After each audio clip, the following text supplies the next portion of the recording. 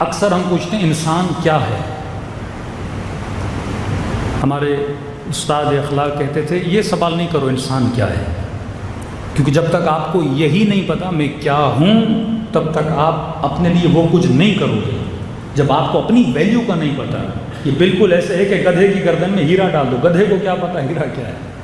اللہ نے ہمیں روح دی، ہمیں نہیں پتا روح کا پاور کیا ہے، ہمیں نہیں پتا کہ ہم کیا کریٹ کرنے آئے. ہم محل بنانے لگے، ہم دنیا بنانے لگے، اپنا وقت ضائع کرنے لگے. گھنٹوں گھنٹوں انسان ضائع کر دیتا ہے، اسے پتہ ہی نہیں کہ وقت کی قیمت کیا ہے. اتنی قیمت ہے کہ خدا جب قسم کھاتا ہے تو کہتا ہے والعصر ان الانسان لفی خسر، مجھے وقت کی قسم ہے انسان خسارے میں ہے.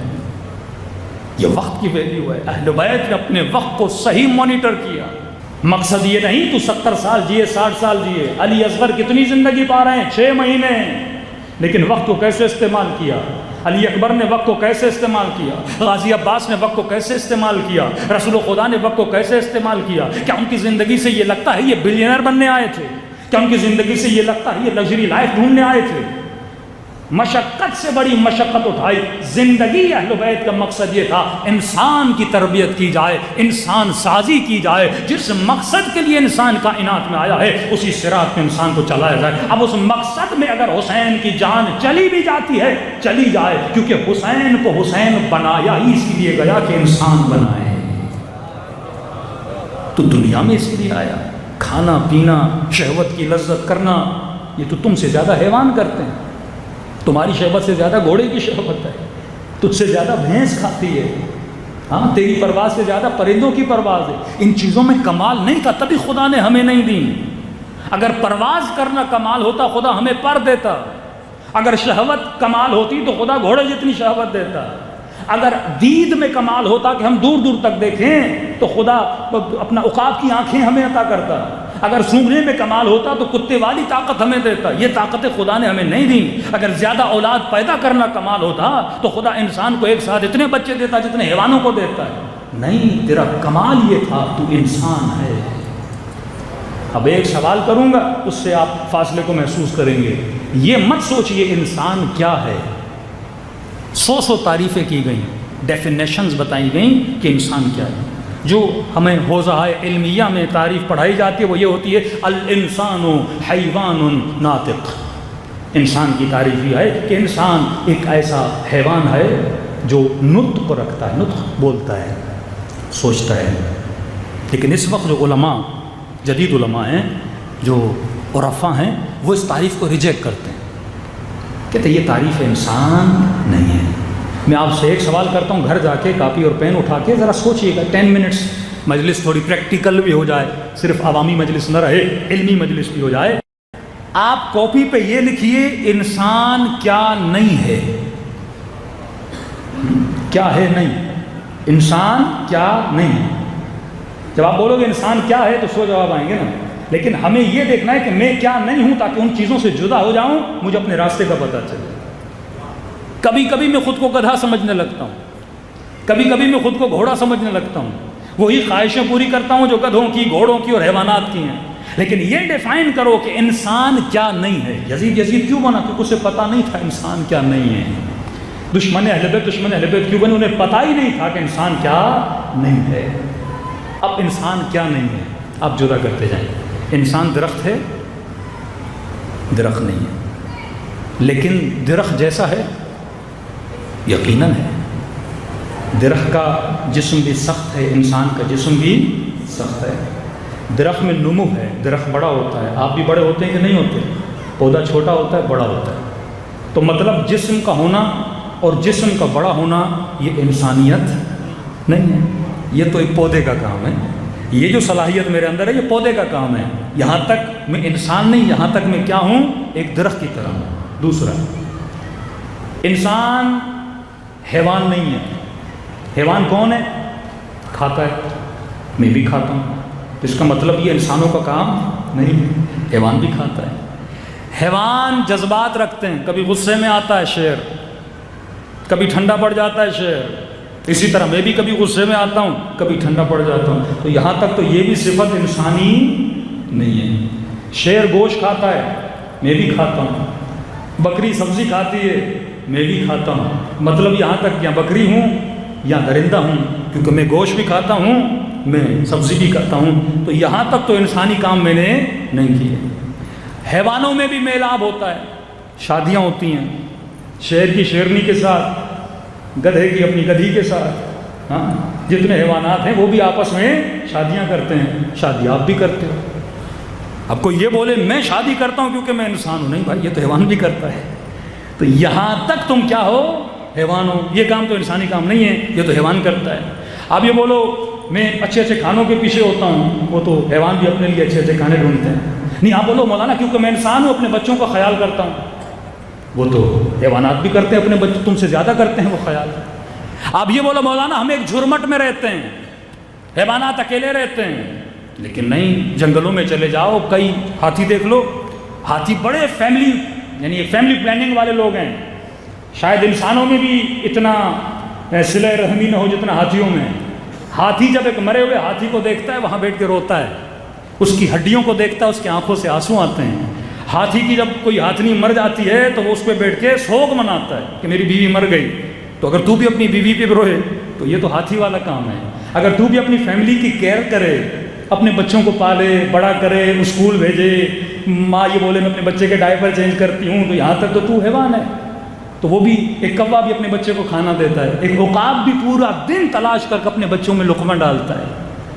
اگر تو یہ بولے نہیں مولانا ہم پلاننگ کرتے ہیں، پلاننگ تو چونٹیاں بھی کرتی ہیں، یہاں تک بھی تو چونٹی ہے، وہ بھی پلاننگ کرتی ہیں، ان کی پوری پلاننگ کر تم دیکھو گے وہ گھر بناتے ہیں، بلڈنگز بناتے ہیں، پلاننگ کرتے ہیں۔ نہیں مولانا ہم بولتے ہیں، حیوان بولتا نہیں، بولتا تو طوطا بھی ہے، یہاں تک تو طوطا ہے۔ اگر تمہارے اندر بولنے کی طاقت ہے، کھانا پینا، شادی کرنا، بچوں کا خیال رکھنا، فیملی کا خیال رکھنا، اپنا دفاع، نہیں مولانا ہم اپنے وطن سے محبت کرتے ہیں، یہ تو حیوان بھی کرتے ہیں۔ شیر اپنے جنگل کی حفاظت کرتا ہے، کئی حیوان جو اپنی مٹی کی حفاظت کرتے ہیں، کئی حیوان نہیں مولانا ہم اپنا دفاع کرتے ہیں، حیوان بھی اپنا دفاع کرتا ہے، کوئی دوسرا حیوان اس کے جنگل میں آ جائے وہ دفاع کرتا ہے۔ مولانا ہمارے اندر غیرت ہے، غیرت تو مرغے میں بھی ہے۔ غیرت کا رکھنا یہ کوئی کمال تھوڑی ہے، جس میں نہیں ہے وہ حیوان سے بدتر ہے، جسے اپنی بیوی پہ غیرت نہیں آ رہی وہ حیوان سے بدتر ہے، جس خاتون میں حیا نہیں وہ حیوان سے بدتر ہے، کیونکہ حیوان میں بھی غیرت ہے۔ معصوم مثالیں دیتے ہیں، 3 چیزیں کوے سے سیکھو، رزق کمانا، صبح سویرے نکلنا کوے سے سیکھو، رات شام جلدی آنا کوے سے سیکھو، جماع کرنا، شہوت کا اختیار کرنا، ازدواجی تعلق قائم کرنا کوے سے سیکھو۔ انہوں نے کیا بتایا انگریزوں نے کہ ہم حیوان سے بدتر ہیں، کوے والا بھی حیا ہمارے وجود میں نہیں ہے۔ کہ غیرت سیکھنی، معصوم کا کلام، غیرت سیکھنی ہے، مرغے سے سیکھو۔ انگریز مرغے سے گیا گزرا ہے نا، مولانا ہم لبرل ہیں۔ اب وہ یہ صفات حسن کو صفات رذیلہ بنانے کو شیطان سے سیکھے۔ اسلام میں غیرت اور حسد صفت رذیلہ بری صفت ہے، غیرت صفت حسنہ اچھی صفت ہے۔ اب وہ کہتے ہیں غیرت کا مطلب ہے جیلسی، غیرت کا مطلب ہے حسد۔ اگر اس کی بیوی کو کوئی دیکھتا ہے تو اس کو غیرت تو آتی ہے نا بائی نیچر، جب مرغے کو آتی ہے تو انسان کو کیوں نہیں آئے گی؟ تو اس کو بولتا نہیں ڈونٹ بی جیلس، جیلس نہیں ہو جاؤ، یہ تمہارے اندر حسد ہے، بیوی کسی سے بات کر رہی ہے، حسد نہیں کرو، اسے کرنے دو، کوئی بات نہیں۔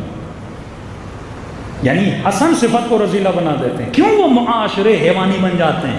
مولانا گاڑیاں ان کے پاس ہے، لگژری لائف ان کے پاس ہے، اچھے روڈ ان کے پاس ہے، وہی ساری چیزیں یہ تو حیوان والی چیزیں ہیں نا۔ ایک چڑیا بھی اپنے لیے گھونسلہ بناتی ہے، تم نے گھر بنایا، کوئی کمال کر دیا۔ ایک شیر بھی اپنی حفاظت کے لیے لڑتا ہے 10 شیروں سے۔ نہیں مولانا ہم انسان ہیں، صبح سے شام تک ہم محنت کرتے ہیں۔ کبھی دیکھو شیر اپنے شکار کے لیے کتنی محنت کرتا ہے، کبھی دیکھو چڑیا اپنے دانے کے لیے کتنی محنت کرتی ہے، کبھی دیکھو یہ گدھا بیچارہ ایک گھاس ملنے کے لیے کتنا وزن اٹھاتا ہے، تم بھی محنت نہیں کرتے۔ تو یہاں تک جو کچھ تم نے کیا وہ تو سارا حیوانی تھا۔ اب مجھے بتاؤ انسان کیا ہے؟ یہاں تک تو سب کچھ حیوان تھا، کھانا پینا، بچے، گھومنا پھرنا، سب کچھ حیوان تھا۔ پیسے جمع کرتا ہوں، حیوان بھی اپنے لیے ذخیرہ اندوزی کرتا ہے، چینٹیاں بھی اپنے لیے، چینٹی کو جہاں چاول کا دانہ ملے نا جمع کرتی جاتی ہے۔ اچھا اس کی کوئی لمٹ نہیں ہے، یہ نہیں کہ میرا گھر بھر گیا، اسے جہاں ملے گا وہ لے کر جائے گی، وہی صفت جو انسان میں ہے۔ ابھی کتنے سال زندہ رہو گے؟ کہ مولانا میکسیمم 70 سال. چلو مہینے کا خرچہ کتنا ہے؟ بہت زیادہ کھا لو 5 لاکھ، ملٹی پلائی کرو 60 سے، 5 کروڑ چاہیے نا. نہیں مولانا بچوں کے لیے بھی رکھنا ہے. چلو بچہ کتنا جیے گا؟ 60 سال. بہت اپنی پوری فیملی کا بھی لگا دے، لیکن انسان کا پیٹ بھرتا نہیں، اس سے زیادہ اسی چیٹی کی طرح جمع کرتا جاتا ہے. تو یہاں تک تو کیا ہے؟ حیوان ہے. کسی نے کہا مولانا ایک صفت ہے. اب یہ سوچیے، اگر آپ کے اندر جواب نہیں آ رہا، اس کا مطلب پورے مجمع کو نہیں پتا انسان کیا ہے.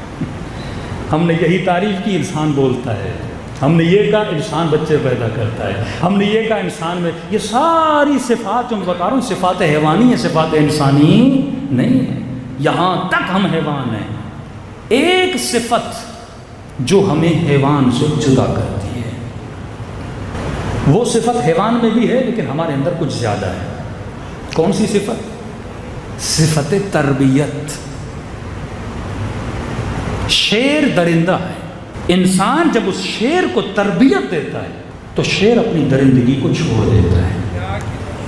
ایسا ہے کہ نہیں؟ بندر کو تربیت دی آپ نے، ناچنے لگا. شیر کو تربیت دی، درندگی چھوڑ دی. لیکن جب حیوان کو تربیت دیتے ہو، اس کی تربیت کی لمٹ ہے.